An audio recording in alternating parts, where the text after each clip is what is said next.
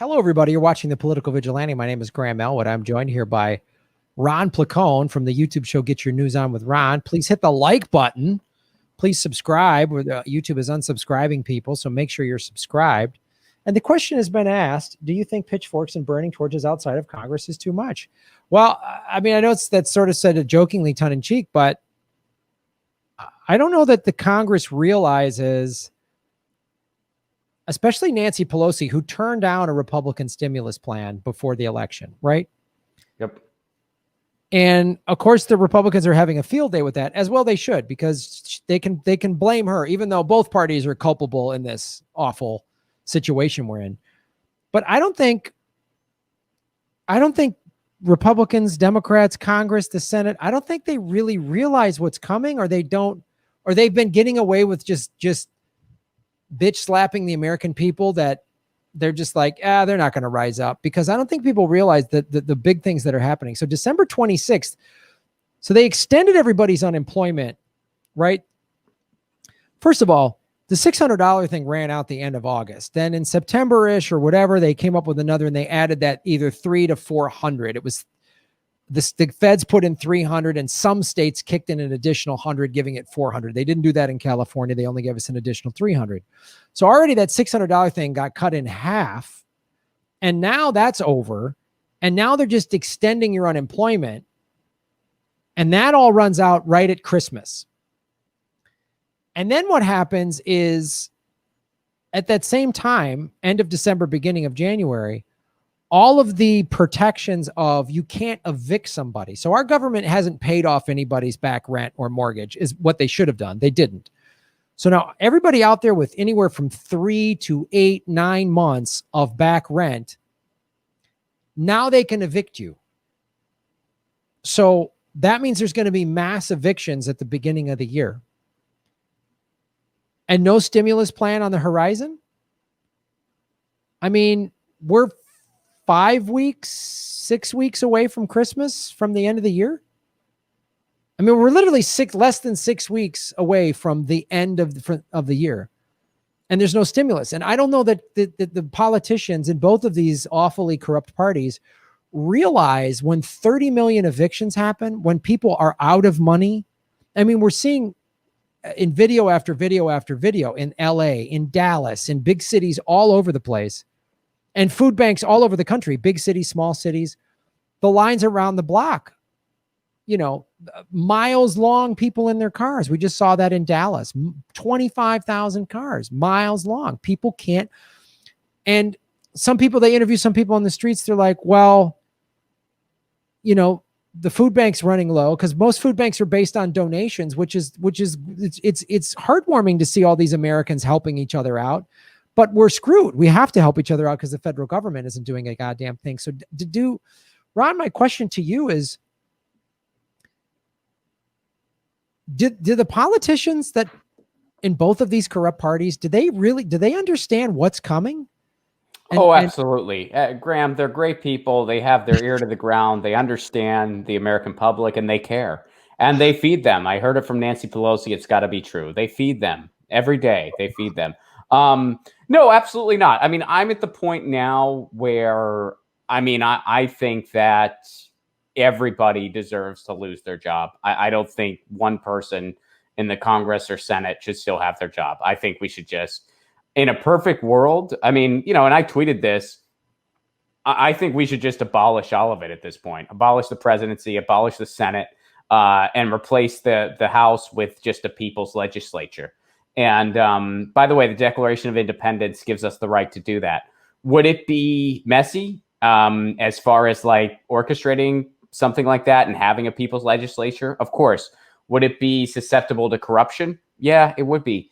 Would there be some difficult hurdles to overcome? Yeah. Would it be flawed? Absolutely. Would it be shittier than what we have now? I honestly don't think it would. I think if we just had a people's legislature where we just met as a populace and determined our own laws and governed ourselves, I don't think it would be shittier than the banana republic corporate coup of a government that we have now. I think it'd be difficult to try to be shittier, because you know what? Doing endless war would be a hell of a lot more difficult. That wouldn't really be much of a thing anymore.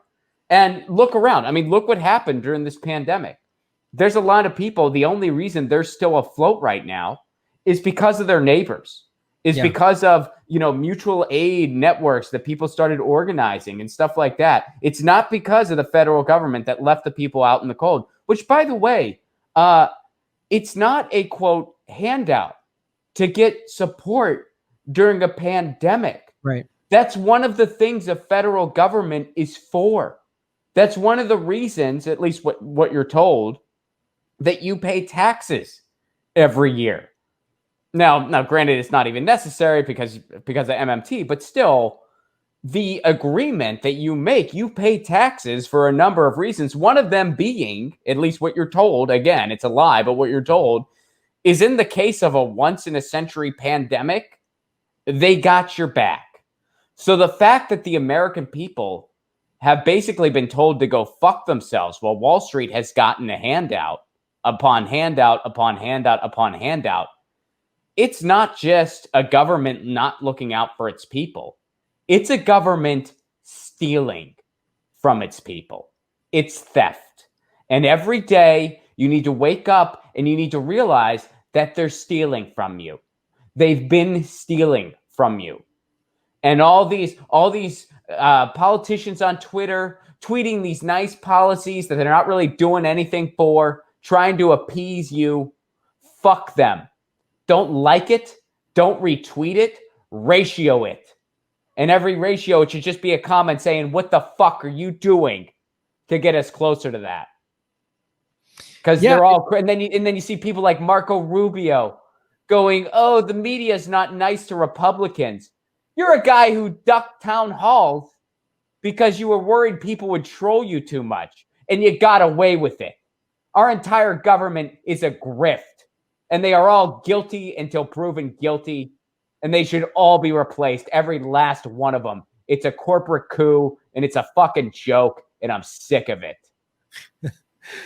Yeah, you bring up great points. It's Mike Gravel outlined something similar to what you're talking about of how we could have, open source blockchain, safe, secure online elections that people just vote on bills. That's it. There's no Congress. There's no Senate. So what you get rid of Congress and Senate and the filthy White House.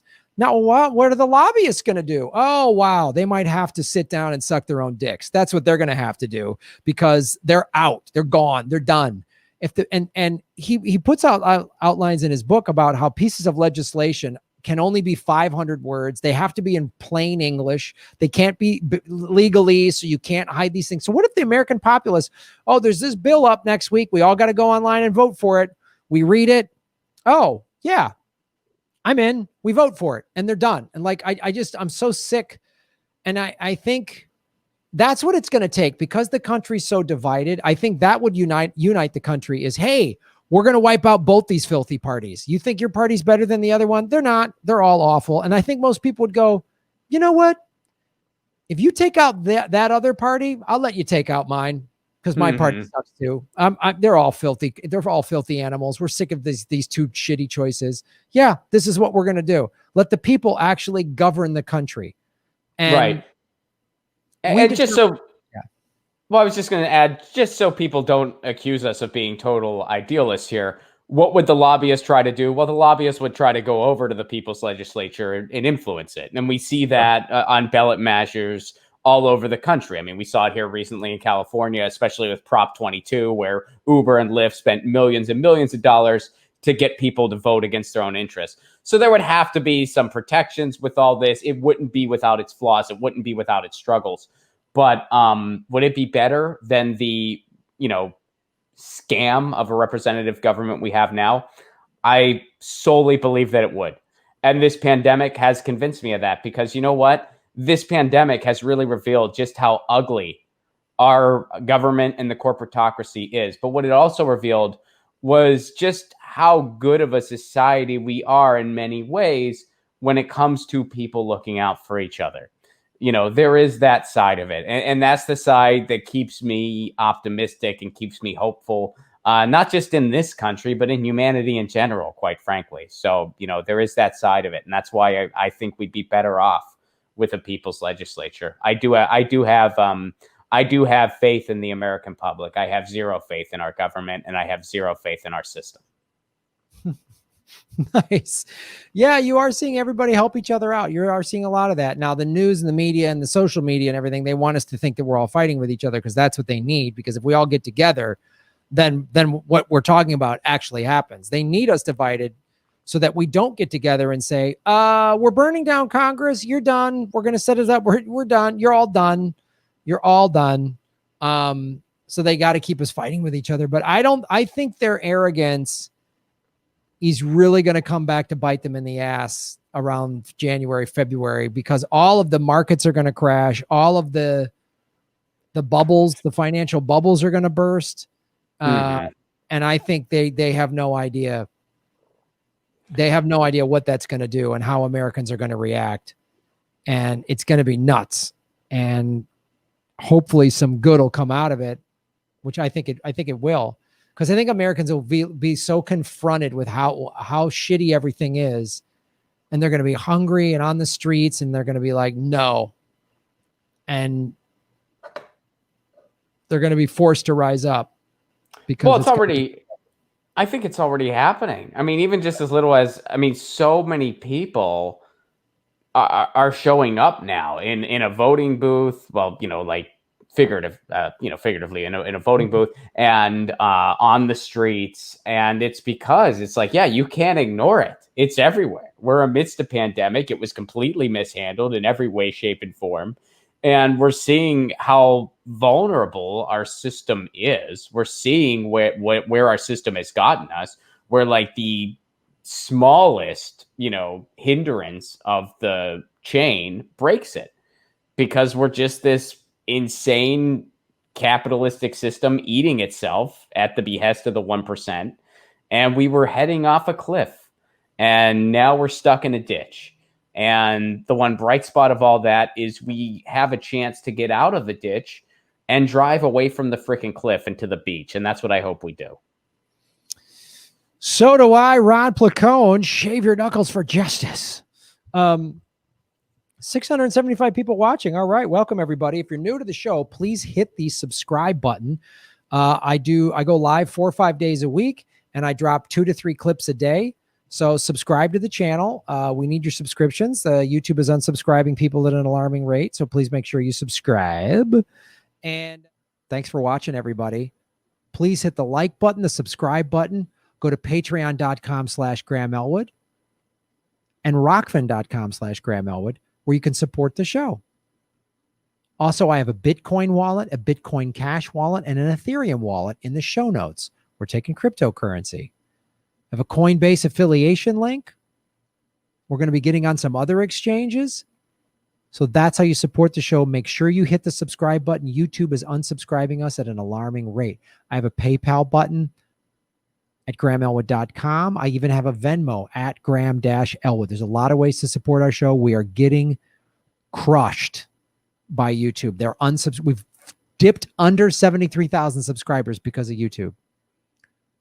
Thanks for supporting what we do.